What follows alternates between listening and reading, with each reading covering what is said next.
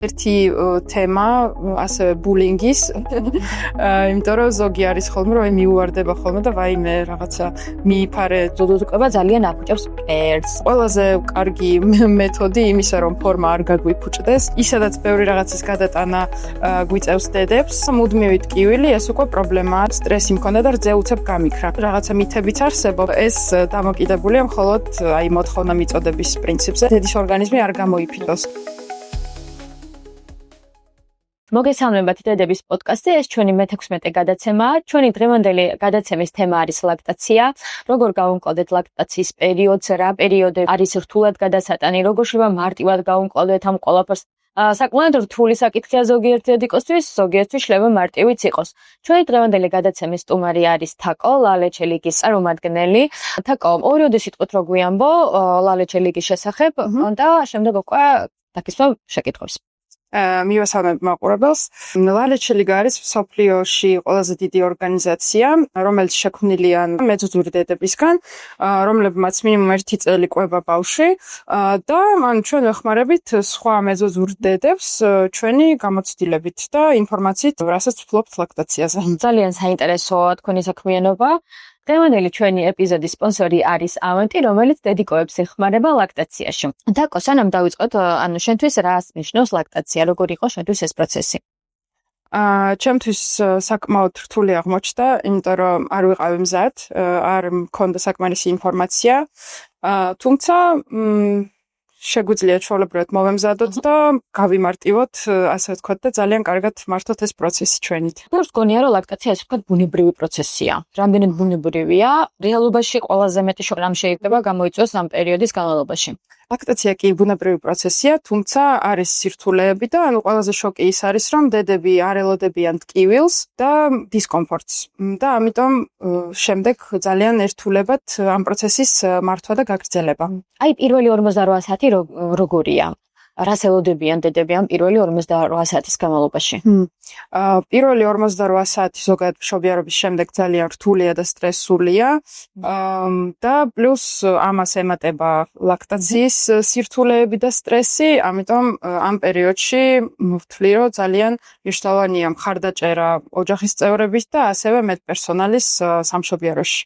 ყველაზე მარტივი ახსნა შენთვის, აი როგორ იქნება რძე? ყველაზე მარტივად რომ ავხსნათ, ეს არის ესეთი ჰორმონალური პროცესი, ანუ ბავშვი უბრალოდ ეჭიდება ძუძუს და ტვინში წარმოიქმნება ჰორმონები, რაც მერე ხელს უწყობს იმას, რომ სადინრებიდან რძე გამოვიდეს და ბავშვმა ჭამოს.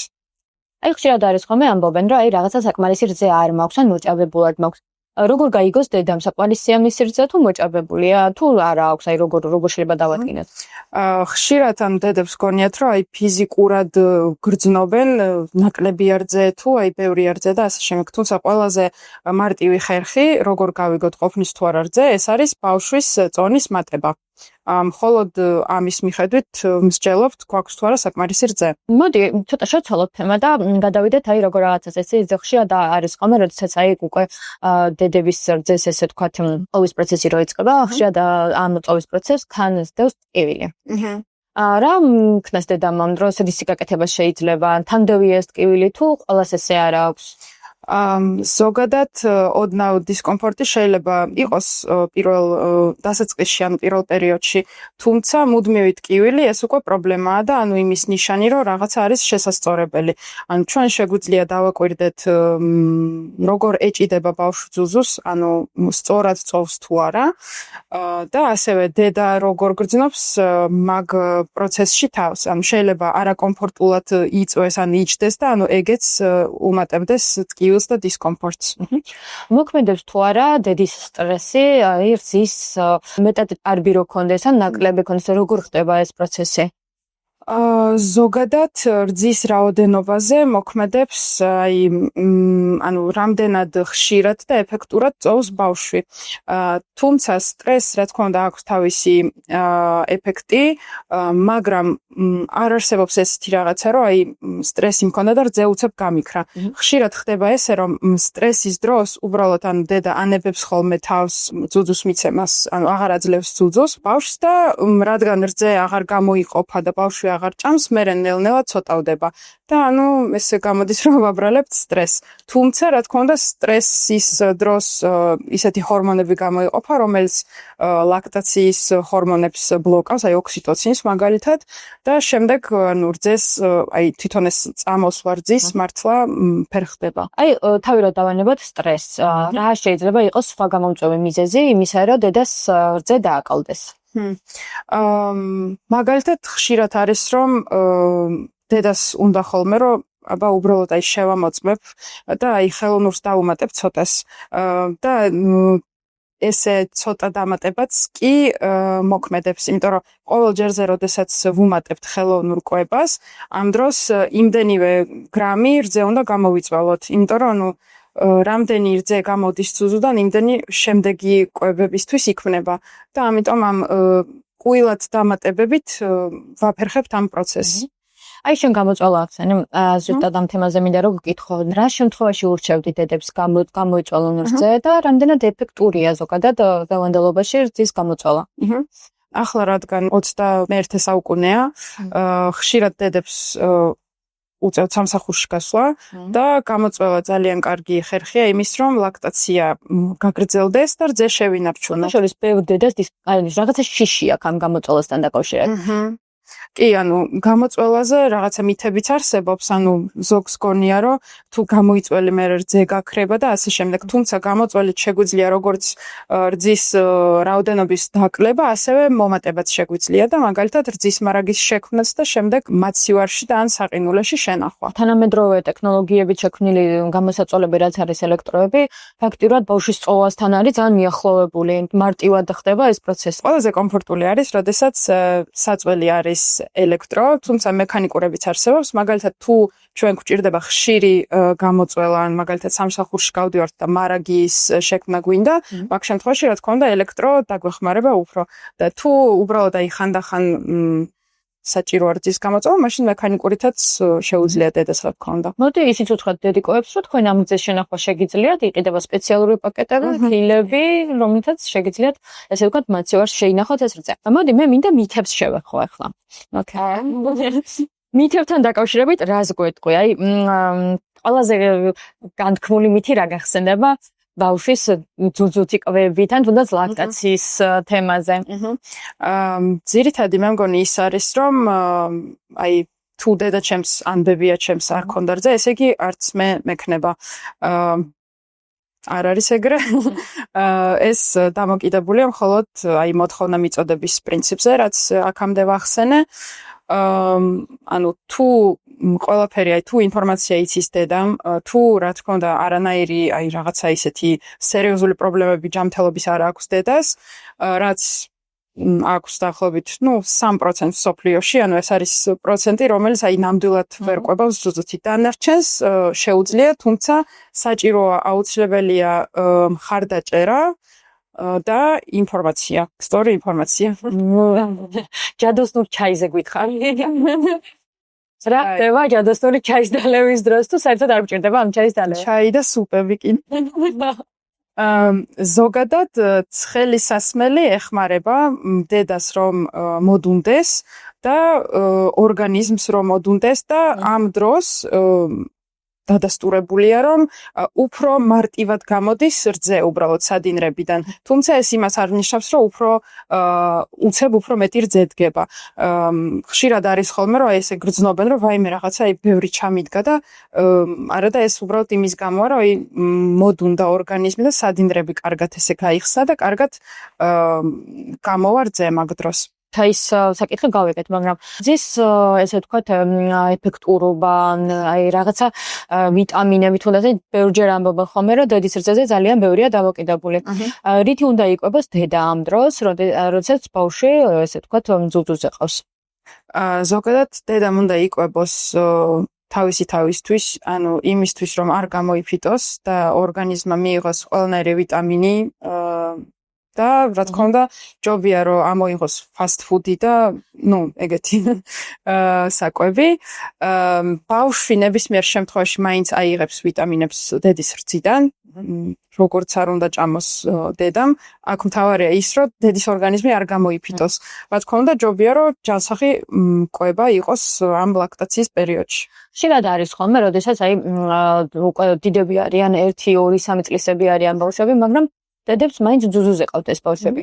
მე გამიგია ხოლმე, რომ რაღაცა ეს უკვე ბავშვი როცა დიდია, დედის რძე ეგეთი კარგი და ჯანსაღი არ არის ბავშვისთვის. რამდენად სწორია ეს და საერთოდ ზოგადად არის თუ არა რაღაც ასაკობრივი ზღვარი, როდემდე უნდა მიიღოს ბავშვმა დედის რძე. ასაკობრივი ზღვარი იყო ადრე, 2 წლამდე იყო რეკომენდირებული, ახლა უკვე გვირჩევენ 2+, ცოტა მეტიც შეგვიძლია რომ ვკვებოთ. რაც შეეხება იმას, ასე ვთქვათ, ფუჭდება თუ არა რძე, არა, რძე ამ ნებისმიერი ასაკის პერიოდში არის სხვადასხვანაირი და მორგებულია ზუსტად იმ ასაკისთვის, როგორც ბავშვია. ასევე რძე სტრუქტურას იცვლის, როდესაც ბავშვი ავადობს, რაიმე ვირუსი თუ აქვს, ასე შემდეგ. დედამ შეუძლია კვებოს ბავშვი რამდენი ხანით სურს, იმიტომ რომ ნებისმიერ ასაკში ეს არის სასარგებლო. ახლა შენი საუბრიდან გასაგებია, რომ დედის რძე არ კარგავს, ესე ვთქვათ, იმ სარგებლიანობას, რა სარგებლიანობაც ბავშვისთვის შეიძლება მოიტანოს, მაგრამ მე მაინც 2-3 წლის ბავშვი, რომელიც უკვე მყარკვებაზეა გადასული, რამდენად მიზანმიმართულია, რომ დედის რძე მიიღოს. როდესაც კი, რაღაც ვიტამინებს იღებს დედის რძისგან, გასაგებია, მაგრამ იმ ვიტამინებს ხო დედის კვებისგან იღებს რეალურად ის რძე. შესაბამისად, ეს ბავშვი ამ საკვებისგან უკვე იღებს იმ ვიტამინებს, რაც უნდა მიიღოს. ვერ ხვდები. ალბათ ბევრია ჩემნარი, ვინც ვერ ხვდება, რა საჭირო არის 2-3 წლის ბავშვმა დედის რძე მიიღოს. ზოგადად, რა თქმა უნდა, 1 წლის შემდეგ უკვე ბავშვი მყარკვებაზეა. რძე არის უბრალოდ როგორც დამხმარე, ასევე როგორც ფსიქოლოგიური მომენტიც, ძუძუთი კვება არ არის მხოლოდ კვება, ასევე ეს არის კავშირი დედის და ბავშვის შორის და ამიტომ მე მაგალითად ვეუბნები ხოლმე დედებს, რომ ჯობია ეს ლაქტაციის დასრულებაც ძალიან გავწელოთ ხოლმე დროში და ნელ-ნელა გავაკეთოთ, რომ რძეც მიიღოს ბავშვმა და ეს კავშირიც არ დაიკარგოს და არანაირი სტრესი არ კონდეს ბავშვს და ძალიან ესე გავწელოთ, 1 წლიდან შეგვიძლია უბრალოდ კვებების რაოდენობა შევამციროთ, უკვე ვაჭმევთ იმისთვის არა, რომ რაღაცა ვიტამინები მიიღოს, ხო, უბრალოდ ამ კავშირს ვაგრძელებთ და რა თქმა უნდა ცოტა რაღაცები მაინც ხდება ბძიდან ბავშვს, თუმცა ნელ-ნელა უბრალოდ ესე ვწელავთ და 2 წლის ზემოთ უკვე ვანებებთ რა. მოდი, რადგან მითებს შევეხეთ, მინდა რომ მითები ეს თემა განვავრცოთ, ესე ვთქვათ, რომ ხშირად არის, როდესაც დედები პირველივე დღიდან უარს ამბობენ ძუძუზით კვებამ ბავშვები. ხშირად ამბობენ ხოლმე, რომ ეს რაღაცნაირად ეს ძუძუზით კვება ძალიან აფუჭებს ერთს. არის ბევრი სხვადასხვა მითები, რამდენად რეალურია ეს, თუ შეგიძლია რომ განვიმარტო ეს. ესე იგი, ფორმას რაც შეეხება, ზოგადად ფორმა იცვლება უკვე ორსულობაში. ამიტომ ხშირად არის, რომ მაგალითად მშობიარობის შემდეგ დედა ეგრევე იშრობს რძეს, მაგრამ ფორმა რჩება შეცვლილი. ამიტომ ყველაზე კარგი მეთოდი იმისა, რომ ფორმა არ გაგვიფუჭდეს, არის ლაქტაცია გავაგრძელოთ და უბრალოდ ნელ-ნელა დავანებოთ, რომ არ მოხდეს, ასე ვთქვათ, ჩვენს ორგანიზმზეც არ იყოს ესეთი სტრესი. რაც უფრო ნელა დავანებებთ თავს, კერდის ფორმაც უფრო შენარჩუნდება, ვიდრე ისე, როდესაც ეგრევე ვიშრობთ რაღაცა წამლებით და ესეთი საშუალებებით. თაკო, საზოგადოება ხშირად განიკითხავს ხოლმე ესეთ დედებს, რომ პირველივე დღიდან უარი თქვეს, რომ მისცენ ესე ვთქვათ, ბუნებრივი კვება ბავშვებს. შენ რა სიტყვი ზოგადად ასეთ მოსაზრებაზეს და ესეთ დედებზე. ზოგადად ვთვლი, რომ ყველა ქალმა თავისით უნდა გადაწყვიტოს, სურს თუ არა ძუძუთი კვება, თუმცა ვიცი, რომ როდესაც დედას აქვს საკმარისი ინფორმაცია ლაქტაციაზე, მას სურვილიც უჩნდება, რომ ზუზუთი კვებოს და არა ხელოვნური კვებით. რაც შეეხება საზოგადოებას, მინდა მივმართო, რომ მოვრჩეთ დედების ბულინგს, იმიტომ რომ ლაქტაციაზეც არის ბულინგი, ცალკე მშობიარობაზე არის ბულინგი და რავი, ძალიან ბევრ რაღაცაზე და ისედაც ბევრი რაღაცის გადატანა გვიწევს დედებს და პირიქით ჯობია, რომ მხარდაჭერა იყოს გარემოდან და ყველა ადამიანმა თვითონ გადაწყვიტოს, როგორ უნდა კვებოს თავისი ბავშვი. თუმცა, რა თქმა უნდა, მე ვურჩევდი, რომ ინფორმაციას გაეცანით აუცილებლად და როდესაც გეცოდინებათ, ანუ რამდენად სასარგებლოა ბუნებრივი კვება და როგორი ხელოვნურთან შედარებით რა პლუსები არის, რამდენი პლუსი არის, გადაწყვიტავთ, მე მგონი, რომ ლაქტაციაზე ყავდათ ვიდრე ხელოვნურზე. ჩვენ ვისაუბრეთ სარგებელზე ბავშვის მმართველობით ლაქტაციის პერიოდში, რომ როგორი სასარგებლო არის დედის რძე ბავშვისთვის. რა ხდება დედის მხრივ, მის კვებაზე? კარგობს თუ არა დედა ვიტამინებს ამ დროს, რითი უნდა შეიცოს ეს ორგანიზმმა? დედა რა თქმა უნდა კარგავს ვიტამინებს და აუცილებლად უნდა შეივსოს, ანუ მაგითო ვახსენეთ ჯანსაღი კვება, ძალიან მრავალფეროვანი კვება უნდა კონდეს დედას. და ასევე ლაქტაცია ძალიან კარგია იმ მხრივ დედის ორგანიზმისთვის, რომ ლაქტაცია არის მაგალითად ზუზუს კივოს პრევენცია. აი, კვების მხრივ, ცოტა გავშალოთ მოდი ეს თემა. კვების მხრივ რას ურჩევ, რომ მიიღონ, ანუ ძირითადად ბოსტნეული ჯობია, რითი შეივსენ ის დაკარგული, ესე ვთქვათ, რაციონი ვიტამინები. კვება აუცილებლად უნდა იყოს მრავალფეროვანი, ანუ ყველაფერი უნდა ჭამოს დედამ აბსოლუტურად, არაფერი არ არის აკრძალული, რა თქმა უნდა, თუ ბავშვს არ აქვს რამეზე ალერგია. თუ რა თქმა უნდა არის რაღაც ესეთი გამოვლინებები, ან მაგალითად ღებინება არის ხოლმე, ან გამონაყარი ასე შემდეგ, მაგ შემთხვევაში რა თქმა უნდა, პედიატრთან კონსულტაციით უკვე დედა და ექიმი წვეთს კი, ანუ რა უნდა ჭამოს და რა შეიძლება ამოიღოს, რომ ბავშვს არ კონდეს არანაირი ცუდი ეფექტი. თაკო, საუბრობდით სტერეოტიპებზე, მითებზე, რავი, ძალიან ბევრი რაღაცა განვიხილეთ და ზოგადად, ანუ საზოგადოება ესე ვთქვათ, რაღაცნაირად უყურებს ხოლმე დედას, რომელიც ბავშვს გარეთ აჭმევს. რამდენად ესე ვთქვათ, მისაღებია ეს ფაქტი? ჩვენ მე ვთვლი, რომ ხო, ანუ ეს მართლა ერთ-ერთი თემა ასევე ბულინგის, იმიტომ რომ ზოგი არის ხოლმე, რომ მიუვარდება ხოლმე და ვაიმე რაღაცა მიიფარე ასე შემდეგ. ზოგადად, ანუ მე რადგან უკვე მიჩვეული ვარ და ანუ კონტაქტი მაქვს დედებთან და მეც ლაქტაციის პროცესი გამოვიარე, ჩემთვის ძალიან ბუნებრივია, რომ რავი, ნებისმიერ ადგილას აჭამოს დედამ. თუმცა მეც მქონდა ხოლმე ცოტა ისეთი ვრიდი, ანუ ვცდილობდი ხოლმე, რომ ისე მოფარებულ ადგილზე ყოფილიყო ეს პროცესი, მაგრამ ეს ყველაფერი ძალიან უშლის დედას და კიდევ უფრო დისკომფორტში აგდებს. ამიტომ ჩემი აზრით ჯობია, რომ საზოგადოება მიიღოს ეს ფაქტი, უბრალოდ რომ ანუ ყველანი ადამიანები ვართ და ეს არის ძალიან ბუნებრივი პროცესი და ანუ ბავშვს როდესაც შია, დედას უბრალოდ უწევს, რომ აჭამოს. ანუ დედას ყოველთვის არ აქვს რაღაცა ბოთლი გამოწველი რძე თან და მით უმეტეს როდესაც ბავშვი ძალიან პატარაა, რა ვიცი, 6 თვემდე მაგალითად ხო, ანუ ეს არის რძე არის მისი ძირითადი საკვები, სხვა ვერაფერს ვერ იღებს, ვერც ანუ არც წყალი არ შეიძლება არაფერი, ხო? და მით უმეტეს ამას აქში, ანუ 6 თვემდე ძალიან უცნაურია, როდესაც ვიღაცა მოდის და გიგრძელავს, რომ ანუ შენ ბავშვს უბრალოდ მისცე ის, რაც მისთვის არის საჭირო.